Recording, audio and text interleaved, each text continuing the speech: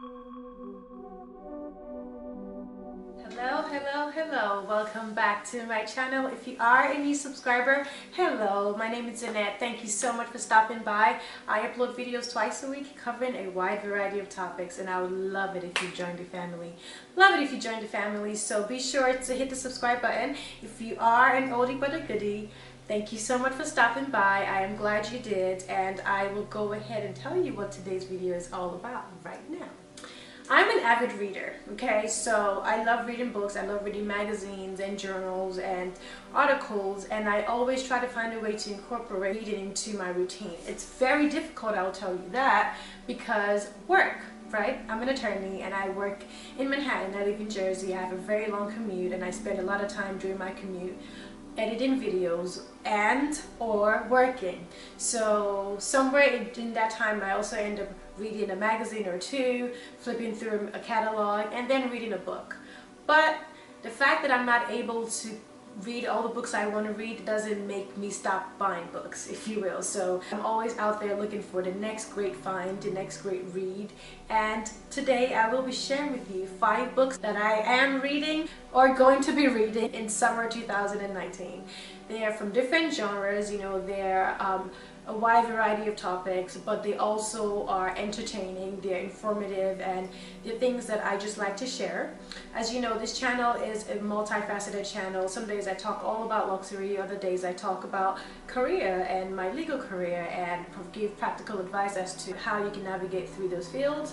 Other days I do lifestyle vlogs where you catch me at the gym, or you catch me eating a taco with a friend, or going out and getting my nails done. And other days I talk about self-improvement and how we can just be the best versions of ourselves. So this channel is, you know, very well-rounded channel, and I believe there's something for everyone. So today is for those readers, those avid readers who like reading books, who like reading novels, who like reading magazines, and I'll just be sharing with you a couple of books that I'm reading. They're not all new, by the way. Some of these books are old, but to me they're new because I either just found them online or found them at a bookstore, or maybe there was a sensation around them, or something about the message that just attracted me in a way that I absolutely had to read the book. So I am going to go ahead and get started with the #1 best-selling book for 2018. And if you were paying attention in 2018, you know what this book is all about. Becoming by Michelle Obama. So my darling husband was the one who bought me this book, and I appreciate it. He knows I love Michelle Obama. He knows I love the entire Obama family. Obama is my forever president. I volunteered on the Obama campaign trail in 2008 as an intern, around when I just graduated from college. And change we can believe in was very important to me, and I believe a lot of his policies that he implemented were able to impact my life for the better, if you will. So I love the entire Obama family. I love his history, and it's just interesting. Michelle opened up in so many ways in this book. She discussed her vulnerabilities. I haven't, now on all these books, I've read about a page or two, but I haven't read the whole thing. I've read about a page or two, enough to get me interested in reading the book and sharing the book, and wanting to follow up with the book, but I haven't read everything. So at least you know that. But I have flipped through the book. I flipped through this book, and the bits I've read about her struggling with the decision of whether or not to trust her husband's vision in the presidency, and her carrying on her responsibilities as a woman, as a mother, you know, her struggles with fertility, having to go through IVF, her making front and center the importance of having a community of women, strong women, who are like-minded and who will push you and who will be there for you, who will support you, has just made this book just an amazing, great read. I feel like if you are a woman of color, you must read this book. This is a Bible for us. If you're not a woman of color and you subscribe to principles such as integrity and family values and the importance of career development and being the best version of yourself, then totally read this book. I love Michelle Obama. I love the lessons she embodied in this book. And then the book also has pictures. So you get to see her as a little girl with her ponytail, you know, and you get to see her and her family and her dad. It's just really well written. I can't wait to complete reading this book, and I recommend this book. Everybody should read this book, basically. Just read it. Read it. So this, I believe, is the most recent of all the books I'm sharing. Doesn't mean the other books are written in like 1981. One was written like in 1992, but it's still new to me, so hey. But this is the most recent of the books, and this is the #1. And if you had to pick any book out of all the books that I'm reading, take this book and run with it. Trust me. The second book I'm reading is from my favorite author. His name is Koontz. I always share Koontz novels whenever I do these videos. This is my second time doing this. I did one for summers last year and I enjoyed doing that video. Then I was reading a book called The Watchers, and this is Dragon Tears. So he is like Stephen King, except in my opinion, he's better. His writing style is more poignant, and he's just a literary king. The way he uses his words, the way he uses his syntax, the way he uses his tenses, and his ability to describe the underworld in a way that would make you feel as though, oh, you actually are there. And in a way that's not really scary, but resonates with fear, if you will. So his books are usually scary. It's usually a force somewhere, an evil force somewhere. It's not like, oh, someone's coming to your house to kill you. There is a lot of murders in his book, but it's more of going into the mind of the person who's coming to your house to kill you. What's going on in his mind, what his beliefs are, why did he get to that point in life where he feels like it's okay to come to your house and kill you. So I really like Koontz. I saw this book this was abandoned, so it was one of all those places where you're either like at a car dealership or you're somewhere and you're like, please take one of these, and it was there with several magazines, and I was like, oh no, this is Koontz. I'm definitely taking this book. Now this book I believe was written like in '92, and I started reading Koontz books in 2008, so yeah, I'm behind. But again, unlike many of his other books that have a family of books, so I think there's like the Odd Thomas, for example. There's Odd Thomas, Forever Odd, and Odd Hours. It's all in the Odd family. This is a standalone book, I believe. I could be wrong, but yeah, this was published in '93, so it's old, but it's good. I read like the excerpts, and I just opened several pages and I read. I was like, oh my god, this is classic Koontz. So yeah, I'm definitely looking forward to finishing this book. I'm looking forward to devouring this book. Dragon Tears. And in the spirit of Game of Thrones, which I'm pretty sure by the time I upload this video, the series will be over, I feel as though it'd be a good thing for me to read this book so I can, you know, get my inner Dracarys. Although I doubt that it has dragons in it. His books always have a dog because he loves dogs. So his books always have dogs, and there's always, the dogs are usually like, I don't know, they always play a role in either saving the day, or they're like the link between man and God, or man and some other power, and they have the ability to sense evil. He's actually the first one who made me really care like golden retrievers. Not that I have one at home, but maybe when I grow up, after having kids, I will consider getting a golden retriever because I think they're beautiful. But anyway, digressing. Koontz, Dragon Tears, #2 on my list for summer 2019. Definitely gonna enjoy reading it. Alright, you can't talk about money and be a woman or be a person in the United States and not talk about Suze Orman. Suze Orman is that. She is that woman when it comes to money. She will make you feel like you are going to die tomorrow if you don't have a savings account with 9 months emergency funds, and if you don't have a retirement account, and she's not wrong. Now, I don't have 9 months emergency savings account, but I do have a couple of months, not 9 months. I'm very good with my money, but I can always be better. She gives you real life practical examples on how you can live your life, and this book is called The Laws of Money and the Lessons in Life. Keep what you have and create what you deserve. I'm all about living a lifestyle that's reflective of what you deserve. Some of my friends work hard and spend all their money paying back student loans and live like they're living almost below the poverty line. And I get that. That's important to you, just so you can say, I don't have that much XYZ debt.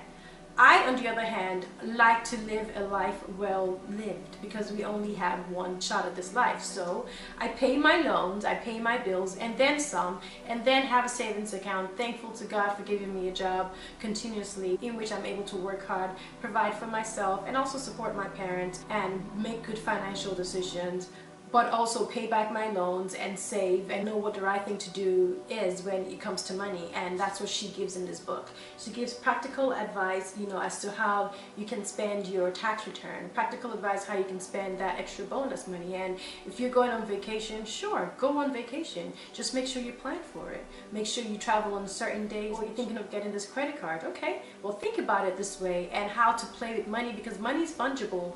But if you don't have a clear picture of your funds, if you just have all your money in one account and you're like, oh, from this account I'm going to pay my mortgage and we're going to go shopping and we're going to go to Paris and then we're going to go, am I talking about myself? And then we're going to you know, buy new tires for the car, and then we're going to also get my hair done. You're not going to have a clear picture of how much money you use and expend for those tasks. You have to break them down. You have to have a clear picture of what it is. Compare that to the life you're trying to build and the life you feel like you deserve. And she does an excellent job of breaking all of those down. She talks a lot about living below your means, and I'm all about that. I bring lunch to work as often as I can. I try not to shop unnecessarily. I try to make sure that I'm making credit card payments, going above and beyond, and just dealing with the hardcore truths about money.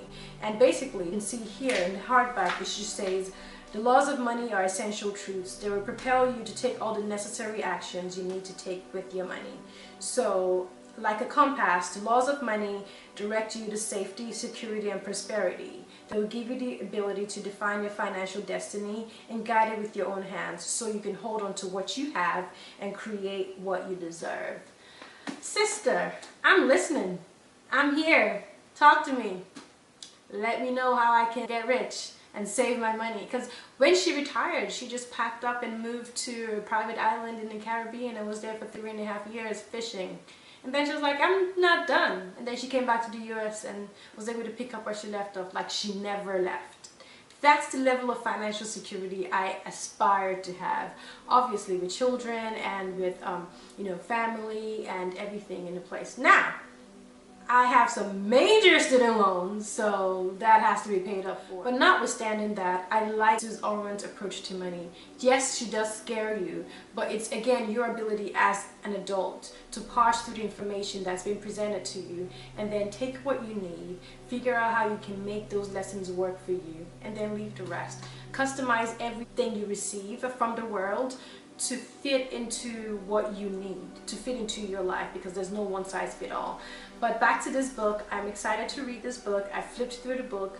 She scares you shitless, but in her way, she scares you to save and to make good financial decisions. Now, it's more than just packing your lunch to work, but that's a way to start.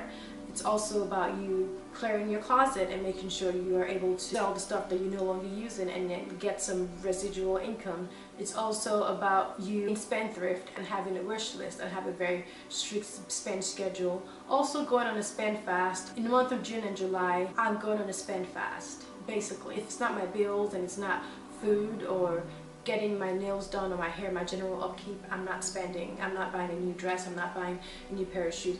Those type of things are very important, and I'm glad that she has those rules in this book. So if you're looking for a book that teaches you the laws of money, how to spend it, how to keep it, how to grow it, how to navigate through money and poverty and just making the best financial decisions you can, please check out this book. I'm definitely reading it. The next book that I'm reading is called The Power of Praying Through Fear, and it's by Stormie Omatian.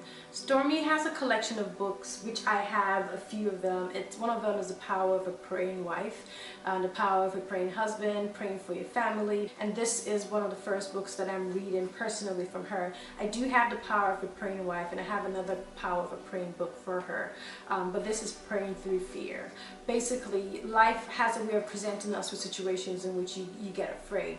By virtue of it being you losing a job or things not happening the way you want it to happen, you being uncertain with your career, you being uncertain with your health, you being uncertain with your next steps in general. And there's so many passages in the Bible where a lot of people have been placed in situations where they were fearful and they either had some spiritual encounter with God. First thing they heard was, don't be afraid. And there's certain scriptures in the Bible that tells us, you know, God hasn't given us a spirit of fear, but one of a sound mind and wisdom and power but it's easy to forget that. The thing I've learned about Christianity and scriptures is it's not good enough going to church on a Sunday.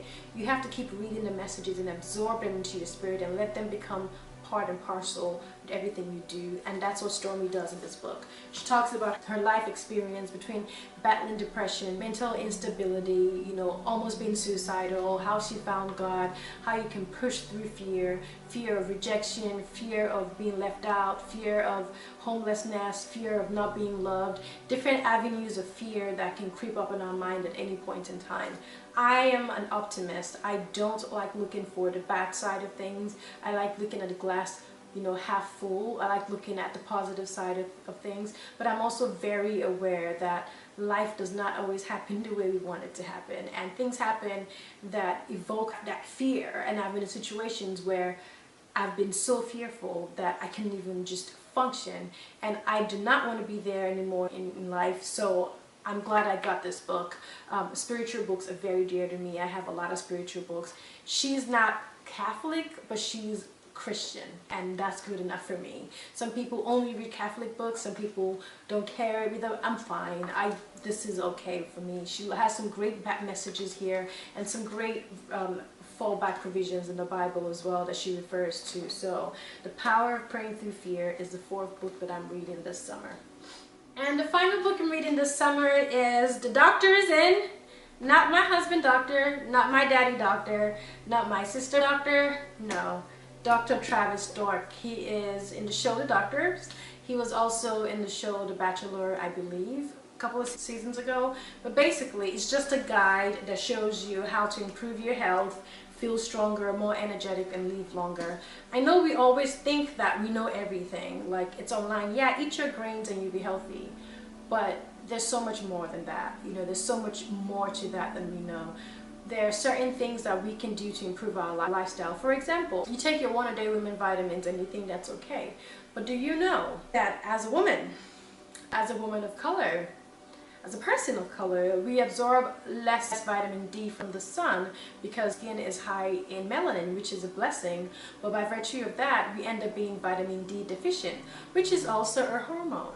So we end up being vitamin D deficient, and without knowing that, things like that are in this book. This book emphasizes the importance of sleep, importance of eating healthy, importance of exercising, the benefits of things like that, the benefits of going to your doctor's office and having your questions written out, knowing how to look for trigger signs if you have a family history of certain ailments, diabetes, high blood pressure, obesity, even if it's just creeping up to you, how you can cut in a little exercise here and there to get the job done without even changing your routine, or how you can change your routine to be able to get the maximum benefits of a better lifestyle with what you know. So basically, he's like, do you know you have the power to increase your life expectancy by a decade or more? I want to live long. My dad's in his 80s and my mom's in her 70s, and they look like they're in their 50s. They're in excellent shape, and I want to be that when I grow up. So yeah, you can also prevent or slow the development of many chronic and fatal diseases, lower your risk for cancer, conquer and reverse obesity,